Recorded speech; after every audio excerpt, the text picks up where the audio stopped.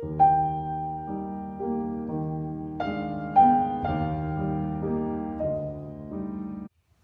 सहेलियों में एक मिसेस बिएट्रिस रिचमंड थी जो विधवा थी, दूसरी मिसेस सटक्लिफ जो 2 पतियों को तलाक दे चुकी थी और तीसरी मिस फ्रांसिस हिक्सन थी जो अभी तक अविवाहित थी। तीनों समृद्ध थीं और उन्हें जिंदगी का 40वां साल पार करे हुए कई साल हो चुके थे। मिसेस सटक्लिफ का नाम बड़ा असाधारण सा था, एरो यानी तीर। कई साल पहले जब वे छरहरे बदन वाली कमसिन युवती होती थीं, तब उन पे ये नाम खूब फबता था और लोग अक्सर उनकी खूबसूरती की प्रशंसा करते समय इस पर टिप्पणी भी करते थे। उन्हें लगता था कि उनका नाम उनके फुर्तीले और उद्देश्यपूर्ण व्यक्तित्व का संदेश देता था। पर अब जब नैन नक्श का तीखापन और बदन का छरहरापन मोटापे की परतों में कब का गायब हो चुका था, उन्हें अपने नाम से उतना लगाव नहीं रहा था। अब उनके नाम के बारे में टिप्पणियां भी उनकी पीठ पीछे ही की जाती थीं और उन्हें इस बात से समझौता करना पड़ता था कि चाहे वो जो भी पहने, वो वैसी नहीं दिखती थी जैसी दिखना चाहती थी। पर फिर भी उन्होंने अधेड़ अवस्था के सामने घुटने बिल्कुल नहीं टेके थे। वो अभी भी अपनी आँखों के नीलेपन की तरफ ध्यान आकर्षित करने के लिए नीले कपड़े पहनती थीं अक्सर, और अपने बालों को सजीला बनाए रखने के लिए कई तरह के प्रसाधन इस्तेमाल करती थीं। अपनी बाकी दोनों सहेलियों के बारे में उन्हें सबसे अच्छी बात ये लगती थी कि वे दोनों उनसे ज़्यादा मोटी थीं। दोनों एरो से बड़ी भी थीं और उससे इस बात के बारे में ठिठोली भी करती रहती थीं कि उसे कैसे आदमी से मोहब्बत करनी चाहिए। खुद वे दोनों इस बारे में सोचना कब का बंद कर चुकी थीं। दोनों को लगता था कि 50 के लगभग का कोई संभ्रांत अमीर आदमी, चाहे फौज का रिटायर्ड अफसर हो या कोई ऐसा जिसकी पत्नी की मौत हो चुकी हो, जो गोल्फ और ब्रिज खेलता हो, एरो के लिए ठीक रहेगा। एरो उनकी बात मुस्कुरा के सुनती थी, पर उसके दिमाग में बनी छवि कुछ अलग थी।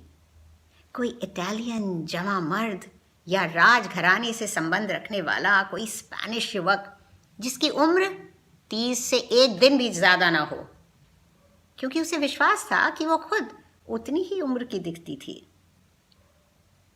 इन तीनों की दोस्ती बहुत पक्की थी और मज़े की बात यह थी कि मोटापा ही था जो उन्हें एक दूसरे के संपर्क में लाया था, और फिर ब्रिज के खेल ने इस घनिष्ठता को और बढ़ाया था।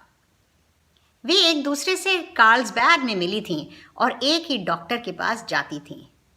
बिएट्रिस काफ़ी विशालकाय थी। खूबसूरत होने के अलावा वो मेकअप पर भी खासा ध्यान देती थी। वो एक अमीर विधवा थी जिसको खाने का बड़ा शौक था और ब्रेड, मक्खन, क्रीम और आलू विशेष रूप से प्रिय थे। साल में 11 महीने वे अपने मन मुताबिक सब कुछ खाती थीं और 1 महीने के लिए तीनों कार्ल्सबैग में वज़न घटाने आती थीं। पर अफसोस कि हर साल वे और मोटी होती जा रही थीं। उस मोए डॉक्टर ने भी उनके प्रति कोई सहानुभूति नहीं जताई। मुझे लगने लगा है कि वो थोड़ा बेवकूफ़ है, बिएट्रिस ने मिस हिक्सन से कहा। मिस हिक्सन ने यह सुन के जोरदार ठहाका लगाया। वे हमेशा जोर से हंसती थी, गहरी आवाज़ में बोलती थी और खासी तगड़ी भी थीं। चलती भी वो कुछ गोरिल्ला की तरह थीं, अपने दोनों हाथ हमेशा जेब में डालकर। आदमियों की तरह के कपड़े पहनती थीं और यदा कदा सिगार भी पीती थीं। मैं भला फ्रिल वाली ड्रेसेस में कैसी लगूंगी वो कहती थी। मेरे जैसे डील डॉल वालों को आरामदेह कपड़े पहनने चाहिए, मर्दाना ट्वीड और भारी से जूते। यहाँ तक कि वे फ्रांसिस की बजाय फ्रैंक कहलाना पसंद करती थी। उनकी हंसमुख और मजबूत शख्सियत उन तीनों की दोस्ती का स्तंभ थी। वे साथ में टहलने जाती, साथ ही बैठकर निर्धारित किया हुआ रूखा सूखा खाना खाती, और जब मुई वजन लेने वाली मशीन का कांटा टस से मस नहीं होता था, तब एक दूसरे का गम भी बांटती थी। उनसे ज्यादा पक्की दोस्ती शायद ही किन्हीं और 3 औरतों की रही होगी। बस एक छोटी सी चीज की कमी थी, ब्रिज खेलने के लिए एक चौथे इंसान की, क्योंकि जैसे ही उस आरोग्य आश्रम यानी हेल्थ रिजॉर्ट की दिन भर की कवायद खत्म होती, वे ब्रिज खेलने बैठ जाती थीं। वे तीनों बहुत बढ़िया खेलती थीं, पर जो भी चौथा इंसान ब्रिज का कोरम पूरा करने के लिए ढूंढा जाता, वो किसी न किसी मायने में 19 ही रहता। इस बार तीनों सहेलियों ने तय किया कि इस हेल्थ रिट्रीट के 1 महीने वजन कम करने के लिए इतना कुछ करने के बाद तुरंत घर वापस जाना अच्छा नहीं होगा। उसकी बजाय 1 महीने समुद्र के किनारे ऑन्टीब में जाकर एक घर किराए पर लेकर वहाँ रहा जाए, जहाँ रिट्रीट के सारे नियम जारी रखे जाएं, और घर में अपना खानसामा रखें जो ऐसा खाना बनाए कि जिससे वजन ना बढ़े। इससे कुछ और वजन शर्तिया कम हो जाएगा। यह आइडिया फ्रैंक का था, पर बिएट्रिस खुश थी कि उसकी सहेलियां परहेज से खाने में उसका मनोबल बढ़ाए रखेंगी। नहीं तो जल्दी से मनपसंद खाना शुरू कर देने से उसी का वजन सबसे ज़्यादा बढ़ता था। एरो भी खुश थी, क्योंकि हेल्थ रिट्रीट में 1 महीना गुजारने के बाद उसका वज़न कम हो जाएगा, वो कुछ दुबली हो जाएगी, और देश विदेश से आए उन तमाम नौजवानों में जो ऑन्ट्वीब में समुद्र के किनारे टहलते दिखाई देते थे, उनमें अपने सपनों का राजकुमार ढूंढ लेगी। सब कुछ बढ़िया चल रहा था। हफ्ते में 2 दिन वे तीनों सिर्फ उबले अंडे और टमाटर खाती थी, और रोज़ सुबह अपना वज़न लेती थी। एरो का वज़न घट के 70 किलो हो गया था, और बिएट्रिस और फ्रैंक का भी 82 तक आ गया था। पर ब्रिज खेलने के लिए चौथे इंसान की समस्या रोज बनी रहती थी। उस कसौटी पर कोई भी खरा नहीं उतरता था। कोई झगड़ालू, कोई बदमाश, कोई उनके स्तर से कहीं कम, तो कोई हारने पर उत्तेजित होने वाला ही मिलता था। एक सुबह जब वे बिना दूध और चीनी की चाय एक एक सूखे रस्क के साथ पी रही थीं, तब फ्रैंक ने एक चिट्ठी पढ़ते हुए कहा, अरे लेना आ रही है। वो कौन है? एरो ने पूछा। अरे मेरे चचेरे भाई की बीवी है, फ्रैंक ने जवाब दिया। दुर्भाग्य से भाई की 2-3 महीने पहले मौत हो गई, और ये बेचारी अभी उससे उबर ही रही है। क्या उसे यहाँ रहने के लिए बुला लें? क्या वो ब्रिज खेलती है? बिएट्रिस ने पूछा। खेलती नहीं, बहुत बढ़िया खेलती है, फ्रैंक ने कहा अपनी जोरदार आवाज में। फिर हमें रोज किसी को ढूंढने की जरूरत नहीं पड़ेगी। बस सब तय हो गया। फ्रैंक ने लेना को कार भेज दिया और निर्धारित समय पर उसे लेने स्टेशन पहुंच गई। वे दोनों 2 साल बाद मिल रहे थे। गले मिलने के बाद फ्रैंक बोली, तुम कितनी दुबली हो गई हो लेना। हाँ, लेना ने एक फीकी मुस्कान के साथ कहा, पिछले कुछ साल मुश्किल रहे मेरे लिए। फ्रैंक ने एक लंबी सांस छोड़ी, पता नहीं अपने चचेरे भाई के गम में या लेना से जलन में। बाकी दोनों सहेलियां भी लेना से मिली और चारों लोग मंकी हाउस में जा बैठे। यहाँ से समुद्र का नज़ारा भी मिलता था और पीछे बने बार में आने जाने वाले लोग भी दिखाई देते थे। विधवा लेना को देखकर बिएट्रिस का दिल पिघल गया, और एरो को वो बहुत अच्छी लगी क्योंकि वो देखने में बहुत साधारण थी। क्या पियोगी लेना? फ्रैंक ने पूछा। कुछ भी, ड्राई मार्टिनी या वाइट लेडी, लेना ने जवाब दिया। एरो और बिएट्रिस ने चौंक के उसकी ओर देखा। सबको पता है कि कॉकटेल्स पीने से वजन बढ़ता है। सफ़र की थकान हो गई होगी, फ्रैंक ने कहा। उसने लेना के लिए मार्टिनी और बाकी दोनों के लिए फीका नींबू पानी मंगवाया।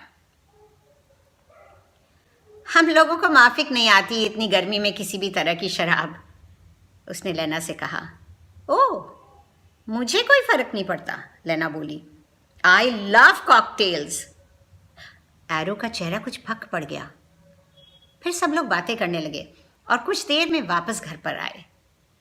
दिन के खाने में मेज पर सूखे रस्क देखकर लेना ने बटलर से पूछा, क्या मुझे ब्रेड मिल सकती है? बाकी तीनों औरतों को लगा मानो किसी ने उनके कानों में पिघलता शीशा उंडेल दिया हो।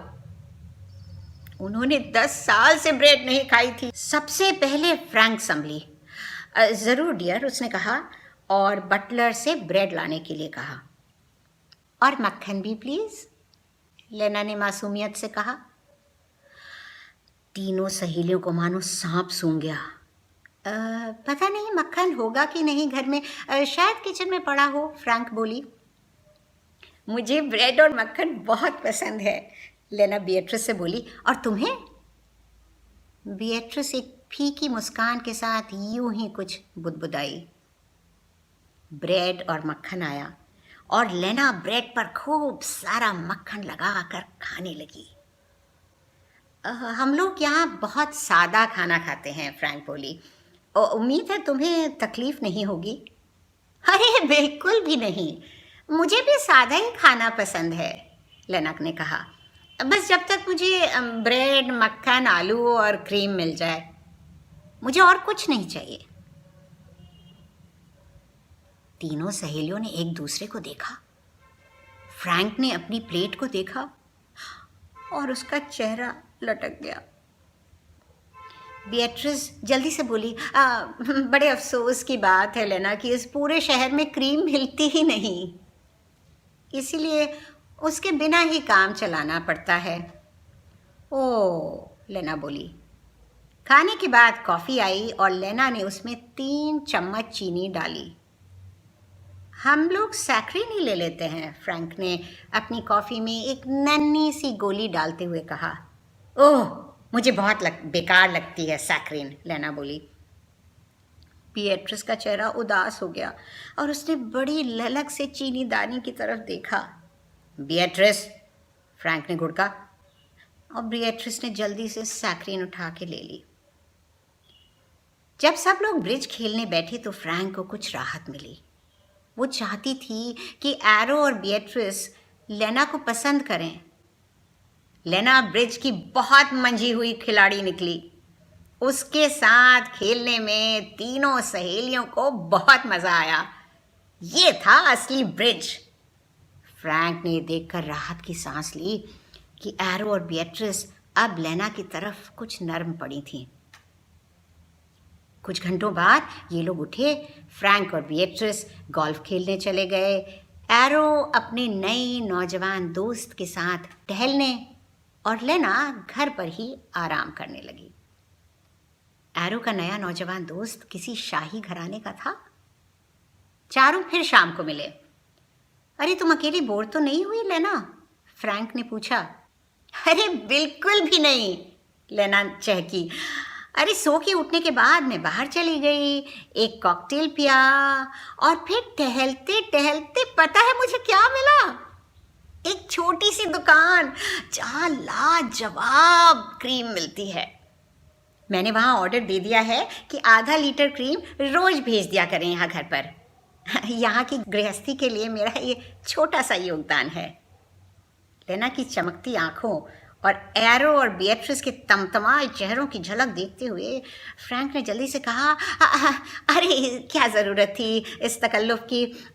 असल में हम लोग क्रीम खाते ही नहीं हैं क्योंकि यहाँ के मौसम में उससे बड़ा भारीपन लगता है। ओह, फिर तो मुझे अकेले ही खानी पड़ेगी सारी, लेना चहकी। एरो अपने को रोक नहीं पाई। तुम्हें अपनी फिगर की चिंता नहीं है?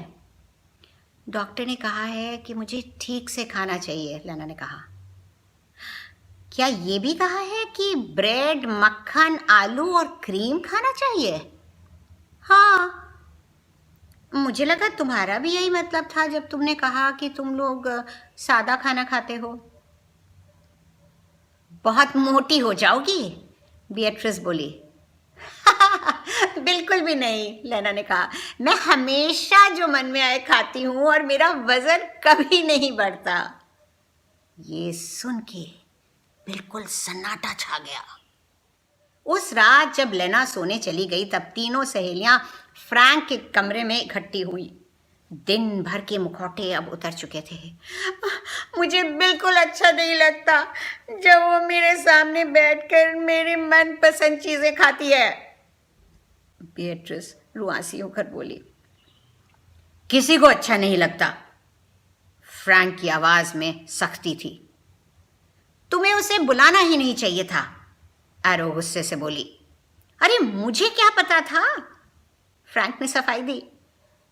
उसके पति की मौत हुए 2 ही महीने हुए हैं। मुझे नहीं लगता वो अपने पति को प्यार करती थी, बिएट्रिस बोली। हम जो खाते हैं वही क्यों नहीं खा सकती है, एरो खींच कर बोली। अरे सुना तो, डॉक्टर ने कहा है खाने को। अरे तो सैनिटोरियम में जाए ना। अब नहीं सहा जाता फ्रैंक, बिएट्रिस बोली। तुम्हारी रिश्तेदार है, हमारी नहीं, एरो बोली। मैं 14 दिन तक बैठकर उसे जानवर की तरह खाते हुए नहीं देख सकती। खाने को इतना महत्व देना निरी बेवकूफी है, फ्रैंक अपनी गहरी आवाज में जोर से बोली। तुम मुझे बेवकूफ कह रही हो, एरो की आवाज में तल्खी थी। अरे नहीं नहीं, बिएट्रिस जल्दी से बोली। मुझे लगता है कि जब हम लोग सोने चले जाएंगे तब तुम किचन में जाकर और डट के तरमाल उड़ाओगी। एरो अपने नाम को सार्थक कर रही थी। फ्रैंक एरो की तरफ झपटी। एरो, तुम मुझे सालों से जानती हो, ऐसा कैसे कह सकती हो? तीर अब वापस तरकश में आने वाला नहीं था। तो तुम्हारा वजन क्यों नहीं कम होता कभी? हाँ हाँ, कितनी निर्दयी हो एरो, मेरा वजन कितना कम हुआ है कहकर फ्रैंक रो पड़ी। वो बच्चों की तरह जोर जोर से रोने लगी और आंसू से उसका चेहरा भीग गया और उसका भीमकाय शरीर कांपने लगा। अरे मेरा ये मतलब नहीं था, एरो भी रोने लगी और घुटनों के बल बैठकर फ्रैंक को अपनी मोटी मोटी बाहों में समेटने की कोशिश करने लगी। तुम्हारा वजन कम हुआ है फ्रैंक, हुआ है, सबको दिखता है। उनको रोते देखकर बिएट्रिस भी रोने लगी। बड़ा ही दयनीय दृश्य था। आखिर सबने अपने आंसू पोंछे और तय किया कि लेना को जैसा उसके डॉक्टर ने कहा है खाए, पर तीनों सहेलियां इस बात से विचलित नहीं होंगी। वो इतना बढ़िया ब्रिज खेलती थी और 2 ही हफ्ते की तो बात थी। तीनों एक दूसरे के गले लगे और बहुत हल्का महसूस करने लगे। उनकी इतनी मजबूत दोस्ती में, जिसने उन तीनों को इतनी खुशी दी थी, कोई भी दरार नहीं पड़नी चाहिए। पर इंसानी स्वभाव उतना मजबूत नहीं होता, उससे बहुत ज्यादा अपेक्षा नहीं करनी चाहिए। आने वाले दिनों में उन तीनों ने सिकी हुई मछली खाई और लेना ने मक्खन और चीज़ से भरपूर मैकरोनी खाई। उन्होंने सिके हुए कटलेट और उबली पालक खाई। लेना ने क्रीम में तैरती मटर खाई, आलू के तरह तरह के व्यंजन खाए। खानसामा को भी नए नए तरह के पकवान बनाने में मज़ा आ रहा था। उसने बताया कि उसे तरह तरह के कॉकटेल्स बनाना भी आता था। और लेना ने बताया कि उसके डॉक्टर ने उसे दिन में रेड वाइन और शाम को शैम्पेन पीने की हिदायत दी है। तीनों मोटी सहेलियां बहादुरी से डटी रहीं। बातचीत, हंसी मजाक पहले की ही तरह चलता रहा। इतनी कुशल होती हैं औरतें छलावे में। पर बिएट्रिस कुछ मायूस सी हो गई। एरो की नीली आंखों में एक कठोरता उभर आई और फ्रैंक की गहरी आवाज कुछ तीखी सी हो चली। तनाव तब उभर कर सामने आता था जब सब ब्रिज खेलने बैठती थीं। खेल के बाद उसके बारे में बात वे पहले भी करती थीं, पर एक दोस्ताना लहजे में। अब एक कड़वाहट सी आ गई थी और एक दूसरे की गलतियों का बखान अब वे कुछ ज़्यादा ही स्पष्टता से करने लगी थीं। बातचीत बहस में बदल जाती और बहस झगड़े में। कभी कभी खेल का अंत बेहद गुस्से में होता। एक बार फ्रैंक ने एरो पर जानबूझकर गलत खेलने का इल्जाम लगाया। बिएट्रिस तो 2-3 बार रो ही पड़ी और एक बार एरो अपने पत्ते मेज पर पटक कर चली गई। आक्रोश का बादल खेल पर हमेशा ही छाया रहता। लेना बीच बचाव करती। अरे झगड़ने की क्या बात है, वो कहती, खेल ही तो है। उसके लिए ये कहना आसान भी था। पेट भर बढ़िया खाना खा के और आधी बोतल शैंपेन पी के। फिर उसका भाग्य भी गजब का था। जब रोज के खेल के बाद डायरी में स्कोर लिखा जाता तो साफ दिखता कि हर रोज उसका सबसे ज्यादा स्कोर होता। उनका सारा पैसा भी जीतती जा रही थी। अरे क्या दुनिया से इंसाफ पूरी तरह से उठ चुका था। तीनों सहेलियां एक दूसरे से नफरत करने लगीं और हालांकि वे लेना से भी नफरत करती थीं, पर फिर भी एक दूसरे के पीठ पीछे एक दूसरे के बारे में उससे बात करने लगीं। एरो ने लेना को बताया कि वो सोच रही थी कि महीने भर यहाँ ना रहकर वेनिस चली जाए, क्योंकि अपने से बड़ी उम्र के औरतों के साथ रहना उसके लिए अच्छा नहीं है। फ्रैंक ने लेना से कहा कि एरो जैसी छिछोरी और बिएट्रिस जैसी बेवकूफ़ औरतों के साथ बातें करने में उसे बिल्कुल भी मज़ा नहीं आता है, कोई बौद्धिक संतुष्टि नहीं होती है, क्योंकि वो उन दोनों से कहीं ज़्यादा अक्लमंद है। बिएट्रिस केवल शांति चाहती थी। उफ, औरतें कितनी दुष्ट होती हैं, मैं नफरत करती हूँ उनसे, उसने लेना से कहा। जब तक लेना के जाने का समय आया, बात झगड़े से भी आगे बढ़ चुकी थी। तीनों सहेलियों में बातचीत करीब करीब बंद हो चुकी थी। लेना के सामने थोड़ी बहुत होती भी तो ऐसी नहीं जैसी सहेलियों के बीच में होती हो। लेना के जाने का दिन आया और फ्रैंक उसे स्टेशन तक छोड़ने गई। लेना अपने साथ उन तीनों का काफ़ी पैसा भी ले जा रही थी। तुम्हारा शुक्रिया कैसे करूं फ्रैंक, लेना गाड़ी में चढ़ती हुई बोली। मुझे बहुत ही मज़ा आया तुम सबके साथ यहाँ पर। फ्रैंक शिष्टता की मूर्ति बनी मुस्कुरा कर बोली, हम सबको भी तुम्हारे साथ बहुत मज़ा आया लेना। पर जब ट्रेन चल पड़ी और वो वापस जाने के लिए मुड़ी तो उसने राहत की इतनी बड़ी सांस ली कि प्लेटफॉर्म भी मानो हिल गया और घर के रास्ते में कई बार उसने जोर जोर से कहा, ऑफ ऑफ। घर वापस आकर उसने अपना स्विमिंग कॉस्ट्यूम पहना, ऊपर से मर्दाना ड्रेसिंग गाउन लपेटा और चल पड़ी। खाने के पहले अभी कुछ देर पानी में जाने के लिए वक्त था। वो मंकी हाउस से होती हुई गुजरी कि जिससे जान पहचान वालों से हेलो करती चले, क्योंकि अब वो जिंदगी से इतना खफा नहीं महसूस कर रही थी। अचानक वो रुक गई। उससे अपनी आंखों पर विश्वास ही नहीं हुआ।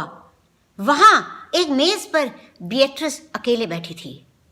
चेहरे पर मेकअप था, पर ये कर क्या रही थी? फ्रैंक अपनी गोरिल्ला वाली चाल में चल के गई और बिएट्रिस के सामने जाकर अपनी बुलंद आवाज में बोली, बिएट्रिस, ये क्या कर रही हो? बिएट्रिस ने शांत भाव से उसकी ओर देखा और बोली, खा रही हूं। वो तो मुझे दिख रहा है, पर ये? बिएट्रिस के सामने एक प्लेट में ब्रेड और एक में मक्खन रखा था और पास में स्ट्रॉबेरी जैम, कॉफी और क्रीम। बिएट्रिस ब्रेड के ऊपर मक्खन की मोटी तह लगाकर उसे जैम से पूरी तरह से ढककर अब उसके ऊपर क्रीम डाल रही थी। मर जाओगी, फ्रैंक बोली। कोई बात नहीं, बिएट्रिस मुंह में खाना भर के बोली। अरे बहुत वजन बढ़ जाएगा तुम्हारा, भाग में जाओ, बिएट्रिस बोली और ये कहकर हंस पड़ी। उफ, ताज़ी ब्रेड की महक, बियट्रिस, मैं सोचती थी कि तुम्हें इससे ज्यादा संयम है। अरे सब तुम्हारी गलती है। वो बदमाश औरत, 15 दिन से मैं उसे ठूस ठूस कर खाते हुए देख रही हूँ, अब और नहीं। अरे मैं भी अपनी मनपसंद चीजें खाना चाहती हूँ, चाहे फट ही पड़ूं। फ्रैंक की आंखें छलछला आई। एकदम से वो जैसे निढाल हो गई। बिना कुछ और कहे वो वहीं एक कुर्सी में धम से बैठ गई। एक वेटर आया। मेरे लिए भी यही ले आओ, फ्रैंक ने मेज पर फैले सामान की ओर इशारा करके कहा। फिर हाथ बढ़ाकर एक ब्रेड रोल उठाना चाहा, लेकिन बियट्रिस ने फुर्ती से प्लेट वापस खींच ली। मेरी प्लेट से नहीं, वो बोली। फ्रैंक के मुंह से एक ऐसा शब्द निकला जिससे लोग दोस्तों को कभी नहीं संबोधित करते हैं। एक ही मिनट में बटर, ब्रेड, जैम और कॉफी लेकर वेटर आ गया। क्रीम कहाँ है बेवकूफ? फ्रैंक शेरनी की तरह दहाड़ी और फिर वो खाने में जुट गई। धीरे धीरे वहां लोग बढ़ते जा रहे थे, क्योंकि धूप और समुद्र का आनंद उठाकर अब वे कुछ खाने पीने के लिए आ रहे थे। जरा ही देर में एरो अपने युवा शाही दोस्त के साथ आई। वो एक खूबसूरत सिल्क गाउन पहने थी, जिसे उसने एक हाथ से कस के पकड़ रखा था, जिससे और पतली लगे, और अपना सर उठा कर चल रही थी, जिससे गर्दन और पतली लगे। वो खिलखिलाकर हंसती हुई आ रही थी और बिल्कुल किसी लड़की की तरह महसूस कर रही थी। उसके युवा दोस्त ने उसकी नीली आंखों की तारीफ की और 5 मिनट में वहीं मिलने के लिए कहकर वो बाथरूम की तरफ चला गया।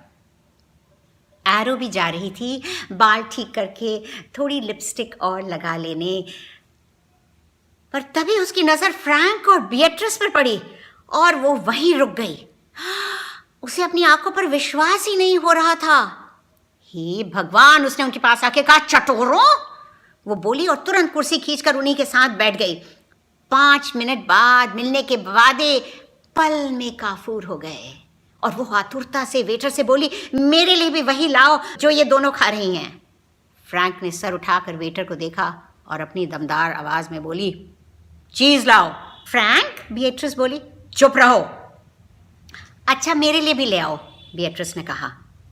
चीज आई और कॉफी आई और ब्रेड और क्रीम, चम्मच भर भर के जैम खाया गया, स्वादिष्ट ताजी ब्रेड खाई गई, मक्खन और क्रीम से लैस।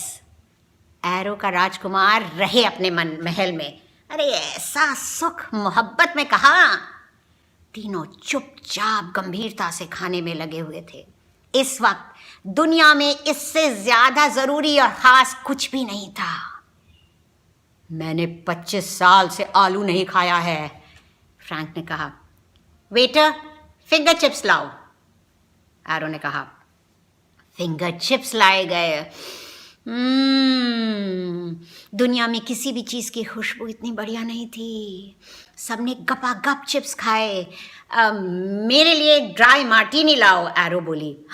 तुम खाने के बीच में मार्टीनी नहीं पी सकती, फ्रैंक बोली। एरो, नहीं पी सकती? देखना अभी, एरो ने कहा।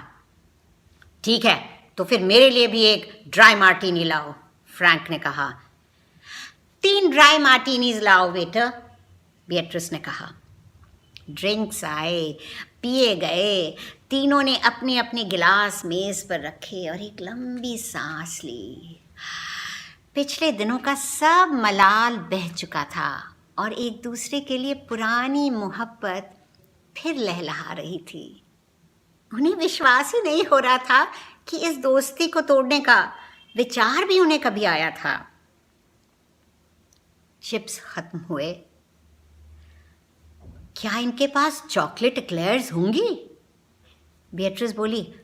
जरूर होंगी। चॉकलेट एक्लेयर्स आए।